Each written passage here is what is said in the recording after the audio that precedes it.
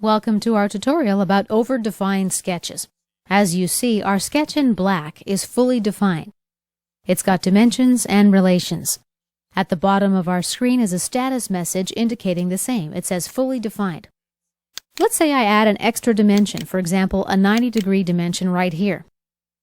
A dialog window opens. SolidWorks warns me that adding this dimension will make the sketch over-defined or unable to solve. It asks me if I want to add it as a driven dimension instead. Let's click OK. We see now that this dimension is under-intensified, meaning that it's dimension-driven. Let's undo this. We'll activate the Dimension tool again. We get the same warning. This time let's choose the second option. Click OK. We have a warning in our status area, over-defined. The callout lets us know that the sketch is over-defined and that we can click here to resolve the conflict. Before doing so, I'm going to add one more dimension. Okay, let me click on the status message. The Sketch Expert Manager panel opens.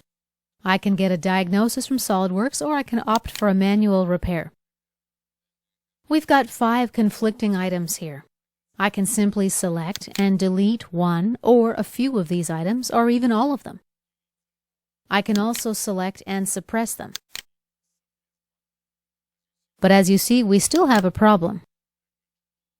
Let's suppress 2 items. I'm going to keep playing with these combinations until I find a solution to my problem. And here we go. This option will definitely work and solve my problem. Okay, let's take a look at the other option, Diagnose. SolidWorks provides us with some potential solutions. In our case, 8 solutions in total. Here are the items SolidWorks wants to delete. This item crosses with a red line.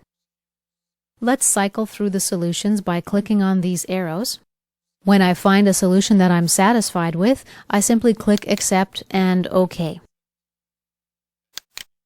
My sketch is again black, with the status message indicating that the sketch is once again fully defined. And this concludes our tutorial about over-defined sketches.